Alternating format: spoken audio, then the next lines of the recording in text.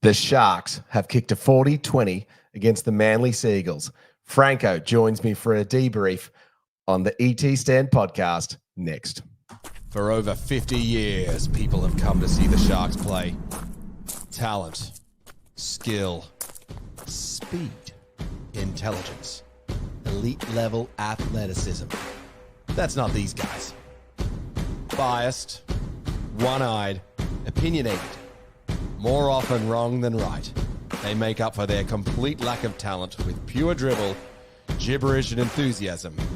This is the ET Stand podcast. Gonna cue up the music, Franco. Bring it. The Sharks have bookended the regular season with an emphatic win over the Manly Seagulls. Welcome to the ET Stand podcast. We're live on YouTube and Facebook and available on delay on all good audio channels, most notably Spotify. Hit the subscribe button if you're new to the channel. Give us a like if you enjoyed the Sharkies today and enjoyed that match. And Franco, let's just get on with it. Initial gut reaction, my friend? I mean, we played well, but there wasn't really much riding on that game, so there was no pressure. But still, look, none of us saw that scoreline coming, so I'm really happy with that. It sort of takes us into the finals, and hopefully, with a bit of wind in our sails, we can take it to the minor premiers. That is right, indeed. The Sharks will play the Melbourne Storm at 4:05 p.m. on Saturday afternoon down in Melbourne. A little bit of a disadvantage having to play Sunday and have a shorter turnaround. Fitzy called it out in the press conference and highlighted this is, in fact, the third season in a row with a six-day turnaround for the Sharkies. Tries tonight to Katoa, this afternoon, tries to Katoa, Williams and Atkinson, and then doubles to Ronaldo and Britton Nikora. Nico kicked 6 from 7 with that key conversion, I thought, from the sideline. Actually really took the wind out of the sails out of the Manly fans. I'm just back from Brookvale Oval. I did manage to get a ticket, just in case any of you were worried. And the Sharkies, well, next week we might be going into it without Tom Hazelton. I'm hearing a medial ligament injury. Let's get your view in the comments. How big a blow is if the Sharkies don't have Tom Hazelton? Franco, your reaction to that? No Tommy next week? Yeah, look, Tommy hasn't been, I know he's got that cult following, but he hasn't had the biggest fandom the last few weeks, has he? He was good today, though. But he was good today. He was good today. So, yeah, look, it's always sad to see someone get injured, but even worse when there's someone hitting their straps and getting a bit of form. So, wait and see. We'll cross our fingers and toes. Hope he's well, but didn't look good for poor Tom. No, I didn't actually see the specific moment. Did you catch that on replay? I didn't know, but it was obviously the fact that he played on with it. So he was fighting it and trying to stay out on the field, and eventually succumbed to the injury, and then spent a long time up the tunnel trying to work it out and get it tested, and yeah, didn't look good in the sense that the way that the news was being reported back to the televised coverage. So just in that alone, normally it's quick, right? Otherwise it's an unknown thing means we could be in for a bit of a lucky break, but not a lot of info out there that I could find before going live. So, hopefully it's not the end of the world, but maybe 1 week out and we've got him back for the next round, or, we beat Melbourne and we've got a week off for our guys to heal their bruises and bumps. Well, Hazelton was certainly in that group of players that we thought could not make the 17. So I can understand why he was definitely trying to do that. Coach Fitzgibbon also called out that Oregon Kafusi was rested for load management this week. So I expect to see him back. All right. Well, look, we're going to get into the Franco files in a minute where we look through each of the different key moments from the match. We're just going to say good day to all of our anyone in the comments section. We're going to just go through those right now. And shout out to Harley, friend of the show. Called it out. Sharks boys won a game. Great game. And Sharks got the win for you, Harley. And you now step ahead further in the ET stand podcast tipping comp. SQDN's in with an early comment saying, up, Cronulla. Good to see you, SQDN. Pete Bissett into the comments. Off to Melbourne whilst beating Manly is always great. It is time for us to at least make it to week 3. Wish we got the Sunday game, but glad it wasn't Friday night. Pete, I don't think they're allowed to make it Friday night and give you that shorter turnaround. That would be pretty tough on the Sharks if they had that. Harley's listed here as man of the matches. We'll get in with those later. Tomo here in the comments. Good win. Happy with that. Able to set some platforms. A lot of work to do for next week. Seeing a few more comments in here in the terms of the 3-2-1s. We will show those later in the episode. SJD, that can be late as long as it's exactly 16 seconds late. I'm not sure what he was talking about late there. What's that in reference to? Don't know. My top 12's calling out to Melbourne. Here we go. Cess, you legend, smashing the Seagulls at Brookie. Bring on next week. And then 2.0 said something wrong with the link, lads. All right, Franco, can you fix that up while I go through these comments? Maybe I made a stuff up. Tomo's come through with a little bit of confidence. Anything can happen. Confidence indeed. Big confidence win for the Sharks. I think we needed that. Yes, my top 12 says, love beating Manly. We all do that. SJD's in early with it. Iro deserves Rookie of the Year, but of course it'll be get rigged for Galvin. Tomo saying we can cover Tommy. Scott McLaren's through in the comments saying, if Tom is out, would you guys go Ueli or Huge Tukes? Now, that's a good question, actually. So rather than getting straight into the Franco files, I'm going to throw that one. We'll keep that one on screen, Scott McLaren. Great question. And actually, our good friends at displayware.com.au have said that they're going to help us do a competition for the best commenter from now until the rest of the season. For individual comments, we'll go in the draw to win one of these displayware. So we've got a sponsor, Franco. We've got someone who's given us a product. Isn't that good? Wow. There you go. I know. Isn't Excellent. that good? So each show we'll do like the best commenter can go in the draw, and then we'll do a giveaway or something like that. So good comment, Scotty McLaren. If Tom is out, would you guys go Ueli or Huge Tukes? Franco, what are you thinking? Look, heart says Tooks. I think we're probably not looking for big minutes. We're looking for impact.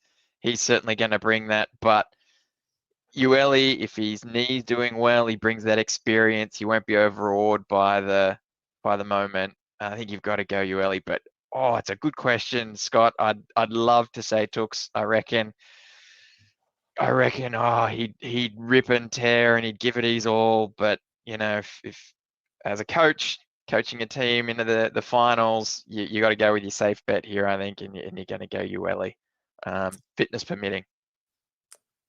Tomo's come through in the comments saying, Brain says Ueli. Are you referring to me saying Ueli here, Tomo? Because I'm definitely going to say Braden Hamlin Ueli. I just think that big game experience from him and just that highest upside ceiling is going to get him the chocolates in terms of coming back into the team. But he may not come back into the team anyway. I guess we'll find out. Yeah. Well, Oregon Kaufusi is going to come back into the team. So it may just be Kaufusi in for Hazleton. So it may not actually be either of those two options. And then Tomo's coming through saying, no, mate, he's not referring to me as in the brain. We'll answer this question here from you, James Monroe. Is Ramian okay? Yes, that was considered a precautionary message, precautionary moment. They weren't too worried about him. And then Trish Meddy's through in the comments. G'day, Trish. Good to see you. Good performance by the team today. Now bring on Melbourne. Indeed. And then who is this fool? Scott Latino. Is he a first-time commenter calling out that the Knights have finished 8th? Who would have thought? I don't know, but he's certainly not getting into the draw for the jersey hanging raffle. Yeah, he's not getting into the draw for the jersey hanging thing. All right. Okay. Well, look, fair few tries for us to get through. So for those regular viewers and listeners of the debrief, you would be familiar with the greatest recap of all Sharks NRL news is coming right now your way. Stephen Franklin. Franco, take it away with the Franco files. What happened in this match? Brookvale, the hoodoo. Gosh, are we scared? Are we quaking in our boots? 5th minute, a 7-tackle set after just deflecting a potential Manly try. The Sharks managed to get down to Manly's red zone. From the far left, we have 3 long passes to Nico's hands. A barnstorming Nicola pulls in the defense for Nico to go out the back to Kennedy, where it's just through the hands for Katoa to score in the corner, but not before waving the ball around in just one hand and tippy-toeing down the sideline. I love it. Katoa is a great finisher and showed it again there, but woof, that was a bit of a Peachy-esque moment where just get the ball down, buddy. Wasn't it? Crazy. Oh. It was a big shift, that one, wasn't it? It was a big left to right. Correct. Shift. Cronk called it out in the commentary that I just went and rewatched back. Not as slick as the Matt Moylan super quick days with the John Morris coaching, but very encouraging, very difficult to deal with. So yeah, great try. They were on the back foot there. We'd had a just not too long before that, we had the Brayley dart that got the set restart. So we were sort of surging. They were trying to get back onside. But yeah, quick ball movement. It was really nice to see. And from left to right. So it was good. There was a Britton Nicola hit up or kind of big run in that set leading up to that as well that I called out in my notes, which is setting me up for maybe a 3-2-1 score for Britton Nicola later, Franco. Yeah, gets all 3, all 2 and all 1, does he? Maybe. All right. 12th minute off a set restart. Cooler throws a dummy, which has Ramian falling for it. Nico is able to come across in cover, who had pretty good defense this game, I might add. But by then, the line is broken with Talau getting over the line to score. It happens, I guess. It's a bit of a shame that that Ramian came in for that one. But, all good, I guess. All's well that ends well. 17th minute, after an obstruction call and a penalty for Nico's back chat, DCE kicks it to the wing. Militalo has it, but Faololo plucks it out of his hands and dives over to score. Geez, you won't see that too often. Militalo is pretty good under the high ball, and he has done that to many an opposition winger himself. So wasn't happy with that, and it was a bit of a shock to see because Militalo doesn't give much height for anyone. But yeah, I thought that penalty, Franco, against Nico for the back chat, that was rubbish. You frequently don't see those. You don't frequently see those. And if you're going to say that's why it's rubbish, you know what? Fair point. But I guess a lot of refs probably should have treated it the way that was treated, in the sense that Adam G warned Nico. He's like, "You're not the captain." Yep. Gave Nico an answer. Nico kept on, and then he blew the penalty. So, look, it stings, but I don't think it was unwarranted. So long as he is consistent there, and that same scenario happens with another non-captain player, that he calls it for dissent as well, right? So I'm happy with it, so long as the players know he gave that warning. Nico kept it up, and he called it. So it just comes back to, I guess, that scenario where at the beginning of the season we talked about, should Nico be captain? He is the one that's in the center of everything. He is in the refs' faces. He is very emotional, and to make things a little bit more confusing, when McInnes is off the field, Nico is the captain. Nico is the one talking to the ref, making the challenge calls. So, it's a mindset that he's got to be in, that when McInnes is on the field, he's got to take a backward step or try and have that conversation through McInnes, push McInnes into the ref's face and say, "Have a chat, buddy. Let's talk about this." Better at it than McInnes. Well, you know what? There's more than one reason to be captain, and I guess McInnes is leading by example, and that's what the club is prioritizing at the moment. But certainly something to think about. But yeah, in this scenario, he got his warning, he got his explanation, and he kept going. So that's it, done. So yeah, no problems there. Again, the big mythical achievement of if it's consistent, that would be great. At least in game, it's definitely not going to be consistent from match to match, ref to ref. But so long as it's consistent in game, it's all you can ask for. 22nd minute, Trindle pokes his nose through the line with an overcommitted DCE, passing the ball around their backs. It hits the deck and rolls out to Mulatalo, who has to stop and wait for the ball to come to him. He collects it and then dives over in the corner to score.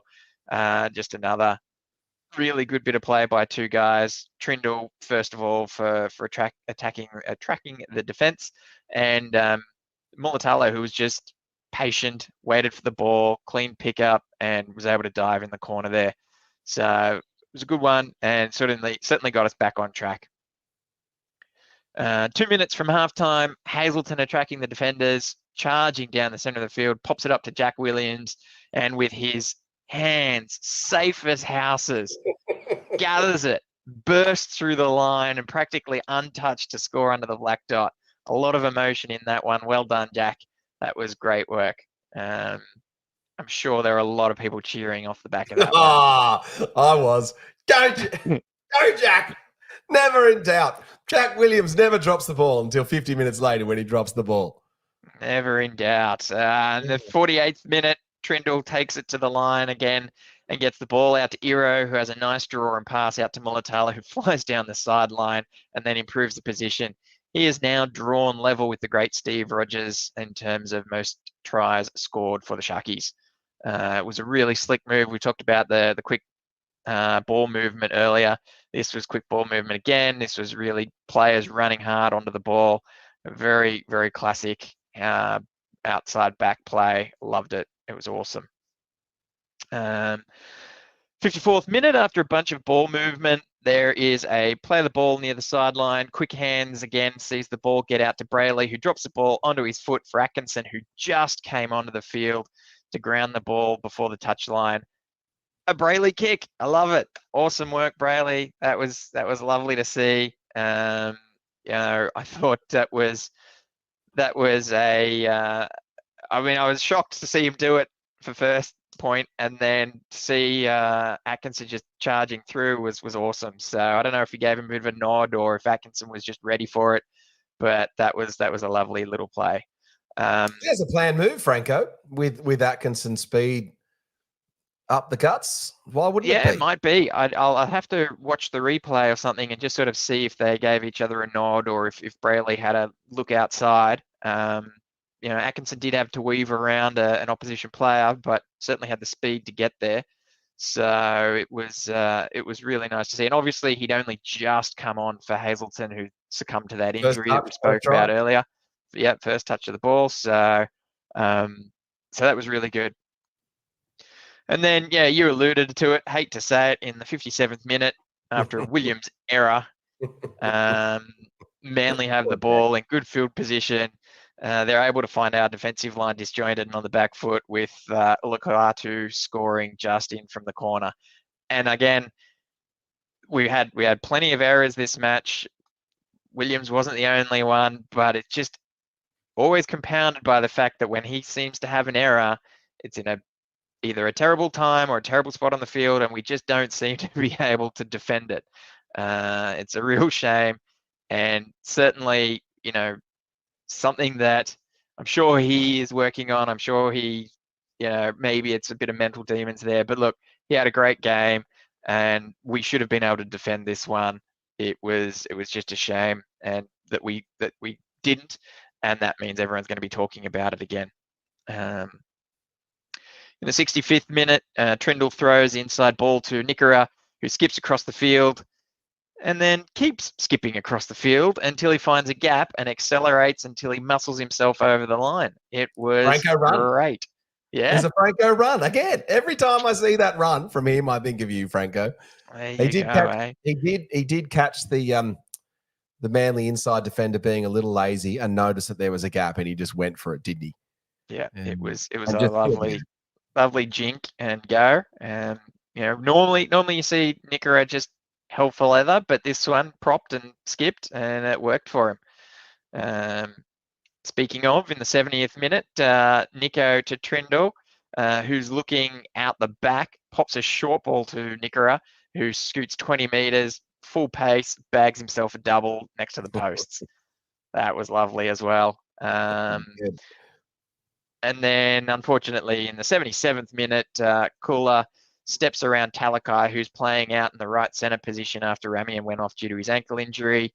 Kula then heads over to score and improve the position. Yeah, I don't know. It's a shame. You know, people might talk about it. We'll look in the comments about Talakai's lateral defence, but he's certainly used to defending on the other side of the field. And there was a lot of space around him there. Game was over. Absolutely, game was over. But Sharkies win dominantly, 20-40. Nico kicking 6 from 7. Now, a couple of comments that come through. SJD's asked, you said to your Franco, you missed the stupid captain's challenge by Ronaldo. Was it a stupid captain's challenge or not? I would say, well, yeah, it was, because it's pretty obvious that the other guy didn't touch the ball. Franco, is that your take? Well, look, when it's fiddly like that, you're never quite sure, right? He didn't have eyes on the ball when he was juggling. He didn't know quite what he touched. He knew he regathered it though, and that's probably where he was going with that challenge. So unfortunately, those scenarios, I think it was a stupid challenge. Shouldn't have called it. He was the one. Later. We needed it later. There was the Jack Williams one that I thought he would have challenged if we had one up our sleeve, but we didn't. Yeah, it's always best to have it in your back pocket, I think, unless you're 100% sure. And if your eye's not on the ball, you can't be 100% sure. You don't know what the ref saw. You don't know what other players are doing around it. So yeah, I would have kept that one, kept the powder dry, and used it a bit later. But wasn't to be. I think it just goes down to stupid, especially with those fumbly ones. At best, you win it. But you know what? I think you really just rolling the dice in that one. I think you're not sure, and came up with a duck egg. I think, yeah.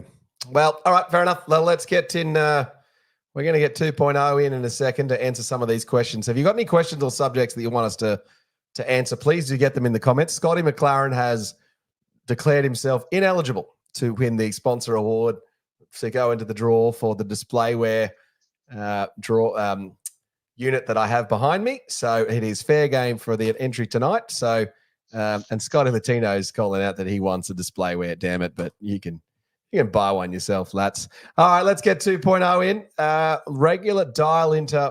Dial-inner, is that what we call these guys, Franco? Caller? Yeah. So if you want to be a legend. Click of the linker. Click of the linker. If you want to be a legend, click of the linker like 2.0. By all means, go get yourself in the comments section. I can't find that original comment. Where is it?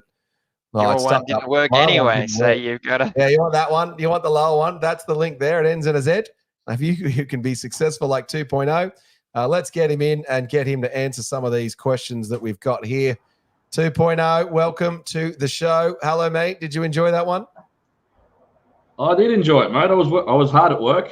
Not really. I got to watch the whole game, so nice and quiet today. So, yeah, thoroughly enjoyed it. There's still more to do, still more work to do, but defensively on the edges, I thought we were pretty average at times. Well, that left edge has been pretty average all year, but yeah, the soft try towards the end really grinded my gears, so to speak, but would have been nice to keep him to 14. But overall, a win going in the finals, putting 40 on Brookie, and overall, it's a decent performance leading into Melbourne. It is indeed. Let's get this comment here from Tim W., who is saying, two-part comment, so we'll deal with each part first. I was unsure of Atkinson on the bench, but it proved a great move. Unfortunately, when we lost Tommy, it reduced us to a really small bench. How are we feeling about Atco on the bench now, 2.0? I don't think it's going to work against Melbourne, Penrith and the Roosters, but I think we need a bigger forward pack. But as I said, like he can play that 13 role. You put Jack into the middle as a front rower, But yeah, I think we're gonna have to go back to a 4-forward bench for next week because Melbourne's got just as big as bench as we do. So we're gonna have to fight fire with fire down there. I think unless Talakai is playing in the centres to cover Ramian on a suspension, I think you'll find it's if he gets suspended, it's a joke. It's chest on head. That's why he only got put on report. He didn't get suspended because he was definitely just chest. Although yeah. Well, also there was a touch of like a weird obstruction, actually. Well, not obstruction, but just Jesse's view of the player when he was falling was because where I was sitting at Brookvale Oval. You could see that Jesse lost sight of where the Manly player was because he ran in and around another player. So I think it'd be pretty tough on him. Now, Franco, let's just run us through this bench, though.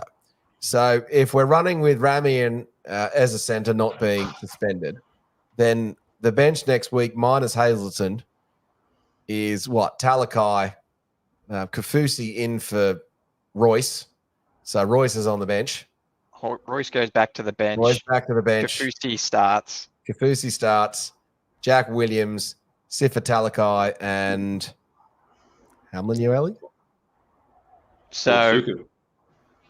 So Brayley didn't play the full 80, and I'm going to say that was probably a luxury we had due to the scoreline. Yep. I don't think the original plan would have been to have the hooking duties be performed by a mixture of Atkinson and McInnes. So look, let's not look at Atkinson there as a foil for Brayley in the event of fatigue or injury, because again, that's McInnes who can step up into that role. I do think we need another big bopper there. It's proven to be very successful for us this season. We're at the top of the ladder because of it. But at that same time, Atkinson has certainly played himself into a spot on the team. He's got, he's a popular player around the team. The coach loves him. It's going to be very hard to exclude him.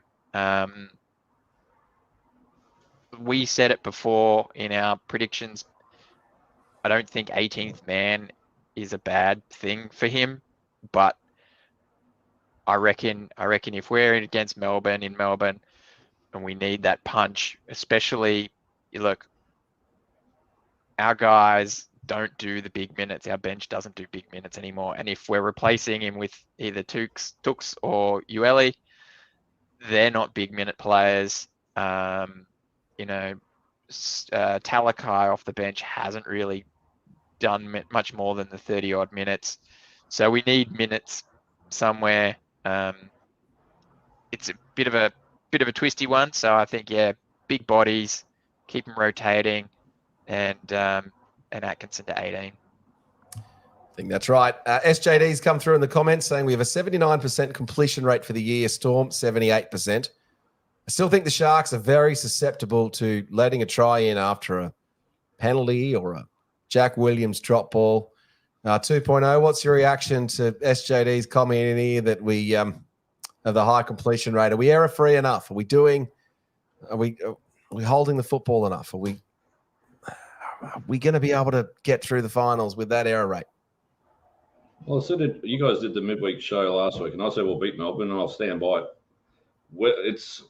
We got a game plan that suits us against Melbourne. We don't have a game plan that suits us against Penrith or the Roosters in that stage of the year. Our forward pack can match it with Melbourne's easily. Our backs are better than Melbourne's, except probably you give the nod and the halves to them, and maybe the fullback. So long as we can lock Munster down, he's the threat.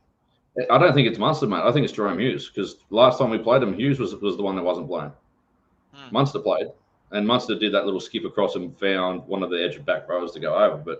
And they didn't have Pappenhausen last time either. So I don't think it really matters what team we put out there. We got to go back to that game plan that we had. Just play simple. Nico's got to understand, okay, and even Trindle, because I don't think Trindle played down there either. So we got to go to that game plan. Just go through the middle and play off the back of that. Let Brayley play off the back of that, and then you boys get onto the back of them. That's where we're going to win. If we try to play like we did today, we're going to get smoked, 100%. because if we drop the ball and they're quick, they're really quick at the counter attack, especially with Paps and Munster. We got no chance if we play. If we try to play our style, we try and play against the bottom 8 teams and all that, we're going to lose. But if we play simple, back? that's I thought our he was best. injured.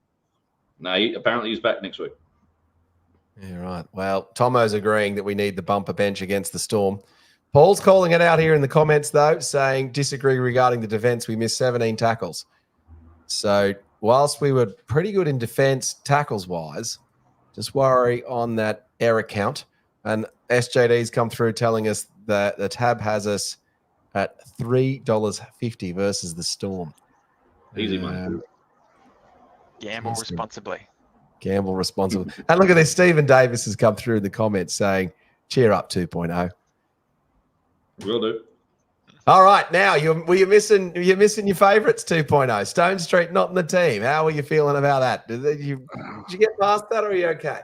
Oh, it was hard to swallow. My actual favourite in the team coming back in, Ronnie. He was that was a nice little thing, especially when I called he'd get a double in the midweek show as well. Would Stone Street have let that guy take the ball out of his hands? Probably not. But we still got Goatleton. That's the main thing. We got one of the 2 goats in the team. Listen, I think in the next year or so, I think Sammy's going to be in the team no matter what. I think he's just too good of a player to leave out. Whether it's it was pretty good today. He was. For instance, I'll put it to you like this: if Xavier Coates is playing next week, who are they going to go to in the air? They're going to go against Qatar. It's a much more. That same question can be asked any week of the season, and you know what? It doesn't happen, right? Very rarely are they bombing over the top of him, and he goes up against people that are pretty tall pretty often. And you know what? Through determination, through positioning, he gets the ball. He's fine. I don't think he can hold his own. He can hold his own, but it's more at this stage of the year. It's one of those weaknesses I look at. And I'm like, it's only going to take one try to be scored against them. They'll go to the world too many times. That's the only thing, especially defending our line. My main concern in the finals is our edge defense, because I think they all scored down the edge. I can't remember a try that was scored down the middle on us. Maybe it was a dummy half or something a few weeks ago. But that left edge looked a bit iffy today. The right edge even copped a try late. I know that I think Jesse was off at the time and Talakai was defending out there, but we've got to be better on the edges, because if we're not better on the edges, the top 4 teams, you can even put the Bulldogs in there if we fight them. The Cowboys have got a good edge. Nanai and Holmes and Talagi and but they put the cue in the rack at the end of those last 2 Manly tries. I don't think they were as pumped. It was game over. It was, but I'm talking about in general. Like, if we keep committing these turnovers, if we keep putting ourselves under the back foot, we're not going to get very far if we're not cohesive across the board. I think the middles are fine. Having said that, you're still hold on. I'm still tipping it. Buddy, Grumpy Pants 2.0 over here. If we don't do this, we're not going to win. If we don't do this, but I'm tipping us the upset over at $3.50. I'm telling you, we're going to win, because we're going to keep it simple. I've got a feeling that it's going to go back to that game plan, because if you look at teams, I think Melbourne's lost twice since May, and one was to the Dragons down in Melbourne, which was I think they were off the game plan there, and the other one was to the Cowboys when they rested 11 players and lost by 8 points. We're a fresher, not fresher. We're a more informed team against competition that we know that's going to be there. Dragons were fighting for the 8, smash them. Manly were fighting for a home final, smash them. Melbourne really haven't played anybody. We got done in by the ref on the Warriors match. Looking back at it, I think we did. But you've got to look at it, the competition we've been playing. We've been last 6 weeks. We've been a lot better, right, Franco's still not happy about it. I'm not happy about it. But you can't blame the ref when we were up. What was it, 22 points to 4? Yeah, the sin bin was like the key moment in that match. Look, we had that in the bag. We've got no one to blame but ourselves. Look, yes, the ref had a couple of questionable moments. I'll give you that. But You've always got to just put that behind you and play the game. And we didn't. We still had that one with a minute to go. Just play it simple, kick it to the corner and make them go 80. And we didn't do that. It was on us, which incidentally, at the end of this Manly game, even when the They did the results same were play. not in doubt, there was a lot of tucking it under the arm and No, just but they did one do the out hit Williams ups. play at the end of the first half, I noticed. Oh, at the end of the first half, that's fine. But at the end of the game, off the ruck. Yeah, I think that's right. Now, before we go any further and get 2.0's 3, 2, 1, can we just talk about how 2.0 is looking very Tom Hazelton here on our screen setup with how much taller he's appearing than you and me, Franco? He's like literally just high up there, isn't he? All right, 2.0. Well, great input. Give us your 3, 2, 1. Who was your do we dare ask you to do it backwards and give us your 1 point, then your 2, and then your 3? Do you think you can do that? I can do it. I can do it the reverse way. One, I'm going to give it to Tommy Hazelton. I think he was great off the bench today. That little Campese pass over the shoulder, that was beautiful. And that ball he threw to Jack, I think, mate, he's a 5'8" in disguise. The way he just glides across the field and then just, oh, there you go, have that. And I think he ran for over or close to 100 metres. His impact was great. I think the bench's impact today was pretty good in a general. But I'll give it to him for 1. 2, I'm going to give it to Teague Wilton. I think he was damaging all week, all day, and a couple of nice hole runs. He's a bigger version of Britton Cora there for a minute. He was damaging all day. I think he got the most meters, about 178. Plenty of tackles as well, and didn't look like I think he had Olakau'atu was it Olakau'atu? The try that Olakau'atu scored was against Braden Trindle and Nero. So Wilton was nowhere near that. And 3, it's got to be Britton, done it. The top of Boldo's tiers, and he pulls out a performance like that, he's most informed back row in the comp, up along with the bloke you'll go up against this week is Alisi Katoa. His hole running, I haven't seen a back rower hit the hole like that consistently over a career like he does. He's amazing. And the one that they pop him back on the inside and he just creates room and then makes Olakau'atu look like a statue. So, yeah, he was great fantastic. Defense as well, right? So fantastic. Yeah. And just what honorary mention to Nico, because I think he looked a lot fresher today, looked a lot fitter. Yep. I think him and Trindle both complemented each other very well. Yeah, I think we got nothing to worry about with him coming to finals. I think they just got to keep playing simple, and they'll get the chocolates next week. I think that's right, 2.0. All right, mate. Well, thank you for jumping on and being an absolute legend dialing in. If any of you other legends want to dial in and give your say like 2.0 frequently does almost every week these days, you're such a regular fan of the show, so we do love having you on 2.0. We will surely see you later in the season, my good friend. And yeah, hopefully next week with a win, eh? Well, yeah, hopefully we don't see you week after next because we don't need a match. Yeah, we'll have a week off. We'll have a week off. All right, legend, mate, all the best. We'll talk to you soon. See you, boys. Have a good night. See you, mate. All right, that was Williams 2.0 dialing in like an absolute legend that he is. And Tomo's just said, I like 2.0's confidence. I agree. We can do this. Certainly, we're in it. All right, let's just go through some of the comments that we've had here. Andrew Newen is in the comments saying, great show, fellas. Appreciate all your great work. Love listening, particularly after a great win. I will just say, Franco, how much easier is it doing this podcast after a win than a loss?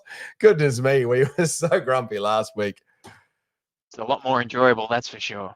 Oh, it certainly is. And then there was a lovely comment here from Sonia Quigley coming in saying, all hail the great recap from Franco, the best Sharks word ball handler this side of the Captain Cook Bridge. You were just too nice indeed. Do get your 3, 2, 1s into the comments here so that we can see. We'll go through all of those as we're doing those in a minute. Jacko here is giving us a comment saying, you had a great win, but don't moan about the ref. It's probably fair, I think. And I think that's all of the comments that I need to mention. And then all talking about the ref there, there was the late hit on Trindle. If that had been called against us, I'd have been pretty angry at the ref. Really? Yeah, absolutely. He hit him No. late. He stops, and then he kind of keeps going on with it. Okay, if Trindle doesn't fall over, is it still a penalty? Well, he fell over because he hit him late. No, you don't know that. There's a bit of gamesmanship there, right? Nah, I think hit him late. it was a barely a touch. The feet were on the ground. It was a nothing. If they'd have called us for doing something like that on DCE, we'd all be calling for his head, saying that he was milking it and what a terrible call. We'd be saying, Jack Williams, you idiot! Why did you tackle DCE late? No, if we're doing that hypothetical, it'd be Rami and what are you doing? Get it in the comments. Who was the most likely to tackle someone late and give away a penalty for the Sharks in the finals? But yeah, no, it was not a good call, and so just for that alone, we've got to say, look, let's not have any complaints about the ref this match. I don't agree with you, Franco. It was a penalty. He hit him late. It didn't hit him at all. He basically came up and tapped him on the shoulder. It was nothing. It was no. There we go. Stephen Davis is coming through agreeing with me. Penalty any day. Takes him out of the defensive line next tackle. Agreed. And Scotty McLaren's saying that was a good cuddle on Trindle. Yeah, good cuddle means penalty. Get it in the comments. Is Franco right or is Boldo right on this one? There's literally a head-to-head gamesmanship. That doesn't mean that it's not a penalty. Like, come on, it's a penalty. No, it's not. No, it doesn't. Don't confuse what I'm saying. I'm saying if it was called the other way around, we'd be blowing up at the ref. Okay, we would absolutely be blowing up the ref. If one of our guys did that to DC, you already are having a go at the ref for this match. There's nothing to complain about. I don't have black, blue, and white goggles. I have regular, normal goggles, and I am the voice of reason and the honesty broker of the ET Stand podcast. Trish Betty, agrees with me here. It was definitely a late hit. But it certainly was a game-changing moment. Tomo called a soft penalty, but it was a fair penalty. Was it some fair justice, Tomo? That is the question. Let's put a pin in this one so that we remember it. And next time something like this happens against us, we'll see how we feel. There we go. Scotty McLaren, like my wife, Boldo is always right. We should certainly put a pin in. Gee, Scotty, can you stop making great comments to win the prize of being entered into the end of season draw for the best commenter of the night? I think we've just worked out how to get your name in the draw for best commenter is just to give Boldo a bit of praise. This is true. Cecil's come through saying penalty every day. The ref wouldn't miss the opportunity to penal us. Well, that's true. They certainly weren't going to miss that. And SJD's saying G was wearing a Manly jersey for the first half, no doubt. We did cop a little bit. But I think we have to just learn with the Sharks is that the way that we are with the referees and the way we are as a team, we are going to have moments in matches where the decisions might just go against us and a little bit questionable. It happens in most rugby league games where the referees can impact it. So it's our ability to deal with that adversity. And sometimes we've not been as good at dealing with that adversity. So that's the big worry for mine. I'll give you my reaction going to the match and how I felt actually going to the game. As a terrific time out at Manly with all of those breweries that are now out at Manly. You're not struggling for an option of a pre-match feed and a independent breweries beer beforehand. So that was a lot of fun. There were a lot of Sharks fans there. There were no Sharks fans, Franco, in a big group like we've seen in past, CWSC heyday days. The Sharks players at the end of the match, I think, wanted to come over and wave to the Sharks fans and didn't really have a collective of the Sharks fans, which I felt was a bit of a shame. And other than that, the Sharks did feel in control for most of it. The moment for mine that really killed off the crowd was actually Nico's conversion from the sideline at 10-8, which may not feel like a big moment in time, but Manly were on top of us, and then Manly weren't even equal. Our goal kicker manages to kick it from the sideline, and Their one didn't. Manly had all the possession. They had pretty good territory. They look, bone crushing defense. Their props were up for this. They were hitting hard. They're both in attack and defense. It was a really physical beginning to a match. But even with that against us, every time we had a bit of space, we looked good. We looked in control. We looked confident, and that was what was promising. The fact that we ended up running away with it was the cherry on top. But I feel as though, even though we had our backs up against the wall in that first 20 minutes, we showed that we were the better team. We didn't get the rub of the green in that period of time, and we still took it to them. We're ahead by 2. We're ahead by 2. Still ahead by yeah. 2. All right, I'm going to ask Franco for his 3, 2, 1 in a second, but we're just going to cycle through all of the comments here that have gotten their 3, 2, 1s into the chat here. If you have not had a chance to put your 3, 2, 1 in, please do so as we go through these now. So Harley, who is the most knowledgeable of the ET Stand podcast commenters, has said 3 for Braden Trindle, 2 for Britton Nakora, and 1 for T. Wilton. I agree. Braden Trindle had another good game. Cody McGowan's come through with 3 for Wilton, 2 for Nikora, and 1 for Brayley. Geez, that's a pretty popular choice for Wilton, actually, isn't it? Glenn Tomo's come through 3 for Nikora, 2 for Trindle, 1 for Wilton. Seems a consistent set of votes there. Stephen Hay comes through 3 for Nikora, 2 for Brayley, 1 for Wilton. Geez, Wilton just keeps getting the votes on this, doesn't he? What else have we got here? Just as I'm continuing to scroll down. Ashley Williams is through. Ashley Williams, we know you love the refs. 3 points for Nicola, 2 for Sione. First time Sione's getting any mention, and 1 for Nico. Where else have we got here coming through in the comments? Stephen Davis, 3 for Nicola, 2 for Wilton, 1 for Brayley. I'm getting to the bottom. I think that might be all of them. All right, Franco, do you reckon I reckon you can do 1, 2, 3 and do it the Dane Wheeler way of doing it. Oh, I reckon I could. I mean, the one point is the hardest in my mind. Yeah. Like I said earlier, that Manly were really damaging to that start of that match, and Rudolph was pretty good. Even Hunt in terms of just absorbing that, but yeah, Rudolph was a step above there. So bit of a cop out that I'm not giving him a point, I feel. But I just want to give a point to Trindle. I think he had his hands in a lot of good ball movement, and I think that he really sort of drifted in and out of the match in a good way. Didn't overcall his hand, didn't try to own the game, but saw his opportunities and took it. And that's the kind of thing we're going to need to see a bit more of in that combination between him and Hines moving forward, where they each know sort of when to go and when to pull the trigger. So I thought that was good from Tricky. 2 points, Wilton, mate, he ran all day. He was in everything, really good. And then who else? Nikora, 3 points. Defensively, he was great. In attack, he was great. And he was just pumping the lads up. He was full of emotion in this game. It was really good.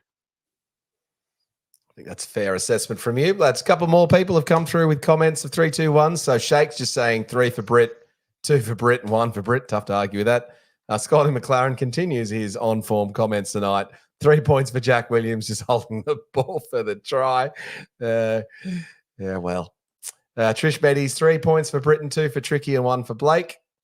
And then Cecil's come through saying 3 for Nicola, 2 for Tommy, and 1 for Brayley with that try and assist with the kick. Do get your comments in. Oh, I haven't seen the NRLW match because I was out at Brookvale. Just quickly covering off on that. Do we even want to talk about it? Just move on to next week, Franco. Wow. Let's talk about it in the sense that it was a loss. I'm not even going to go anywhere near that. It's the loss we had to have. We should have just won every match this season, all the way through the grand final. But Wouldn't that have been so good? undefeated trophy holders, lovely. That said, you know what? Who knows what would have happened in the Shire if we'd have been undefeated and got to the grand final and then had 40-0 put on us. So let's just say that there are other teams out there that can play well when it's not a one-horse race. So we've got to be switched on. And let's go, girls. Dust yourselves off, get up, and go again. Go again. We'll cover it. We'll give it. We'll make Matty Williams was live at the NRLW match today, so we'll do a segment on that on the ET Stand podcast on Tuesday. Look, it's a little bit raw for us at the moment, so maybe we'll give that one some attention in a couple of days. We can just hide that a little bit this week by saying both Newtown and Flegg won their respective games in the finals, so that was really good. SGD's just come out in the comments here and said, who had one line break assist, one try assist, most tackle breaks, 152 run meters, 54 post-contact meters, yet no one has mentioned him at all for the 3-2-1s? I think I know who it is. Go for it. I reckon that SJD, I think you're talking about, well, I want try assist.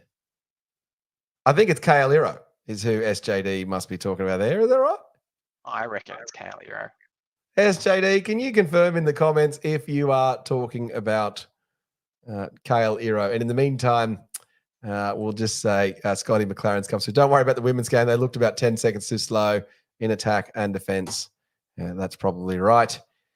All right, I will give you my SJD. It needs my hero. Yeah, it was Kale Iro. He was pretty good, Kale Iro, SGD, but he's not going to get any points from me tonight either, mate. So I'm going to give my 152 running meters from him. That's actually pretty low for him.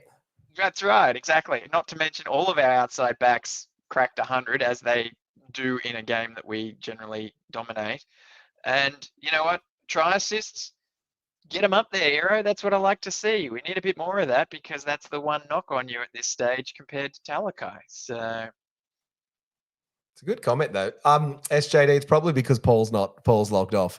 So that's why no one's commenting about Kale Iro at the moment. All right. Well, my 3-2-1s are trying to capture the sentiment of what I thought at the match. I'm going to give 1 point to Nico Hines on my take tonight from today's match. Franco didn't put a foot wrong. He looked solid in defense. He was great. Didn't overplay his hand. And I think let's not just underestimate. I called it earlier in the show. That conversion from the sideline was an absolute confidence killer for the Manly Seagulls. He was just in it. The only blight on his game was the back chat, which I thought was a little unlucky. Yeah. So 1 point for you, Nico Hines. Amazing defense that match. He was really good there. Stood up. Yeah. So welcome back, Nico. And as Franco and I said, it was never in doubt that Nico was going to be the halfback for the Sharks. Come on. All right, 2 points I'm going to give to Britton Nicola. That is what we've expected from you, those sort of performances. So he did. His tries were late in the game that he scored. So I'm just going to say that whilst he did get a double, it was a late double and maybe a consolation double because I believe this man came on and changed the game. With his tackle bust. And I believe 3 points this week is only fitting and appropriate for you, big Tom Hazelton. I thought you had a great game tonight off the bench with that setup of that try for Jack Williams. And I'm giving you my 3 points. A lot of people may disagree with me, but I thought Tommy was pretty good. And I'm giving him, look, sometimes my 3-2-1s, Franco, are a little bit of an encouragement award. And I've given Britton Nicola enough in the past week, making him top of my tiers, which clearly indicates that I think he is the top Sharks player right now. So that was the 3-2-1 for me this week. All right, Franco, anything else we might have missed on the debrief this week? The Manly Brookvale hoodoo. What hoodoo? Said it on the Tuesday match. That's a hoodoo that us fans are certainly scarred by, but this current playing group means nothing to them, and I love it.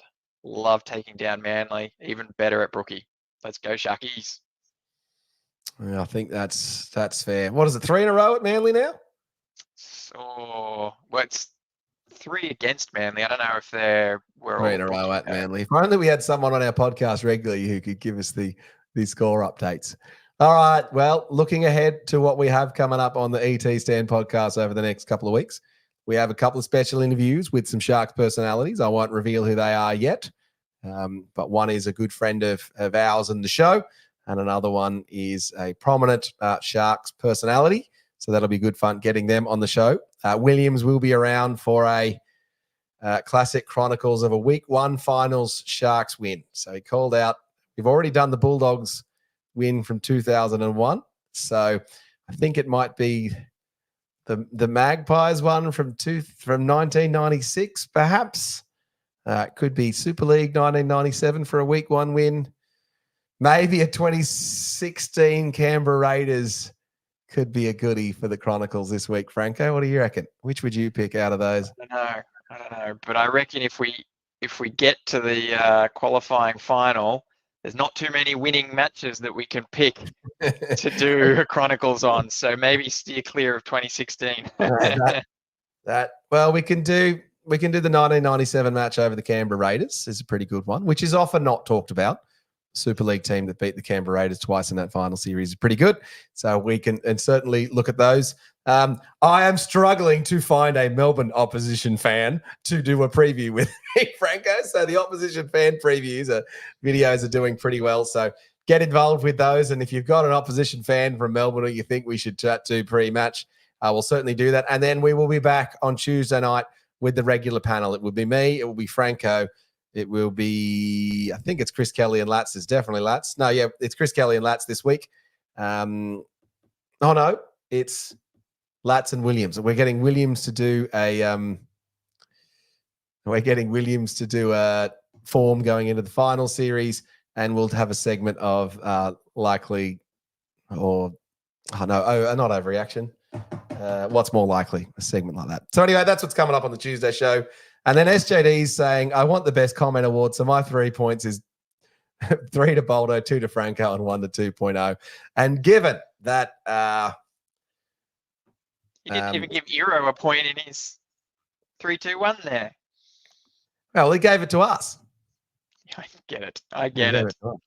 Well, that's true. All right. Well, given that Scotty McLaren has made himself unavailable to win the end of season prize for best commenter, Franco, I'm going to give the best comment of the night to SJD for this question that he asked us. Who had the 1 line break assist, 1 try assist, most tackle breaks? So I'm going to say you, SJD, are in the draw for the end of season prize to win one of the displayware units like I've got. Franco, do you not agree with me on that, SJD? I don't know. I think he just proved himself right. He gave you 3 points as best commenter, and then you went and found one of his other comments to give it to him. I was doing it for this one. I wasn't doing it for that one. I was doing it for this one. It's fine. SJD, we do love you, SJD. Buddy. We do love you, SJD. You're an absolute legend. So thanks to everyone for watching this episode of the ET Stand. It's great to get wins over Manly Sea Eagles at any time. And it's great to be a Sharks fan right now heading into the finals. We will be live after the Melbourne Storm match next weekend. I think it'll be you, Franco. I think I'm going to try and get down to that match. So we'll see how we go. Anything else from you, Franco, before we sign off on exactly an hour? All good, mate. All good. I'm happy. We're up. Bring on the finals. Bring up the finals indeed. All right, Sharks fans, we will see you on Tuesday night for the 8:30 p.m. episode of the ET Stand. It was great to see you all tonight. Up, Cronulla, 40-20. Let's go to the finals, baby. Come on, the Sharks. For over 50 years, people have come to see the Sharks play.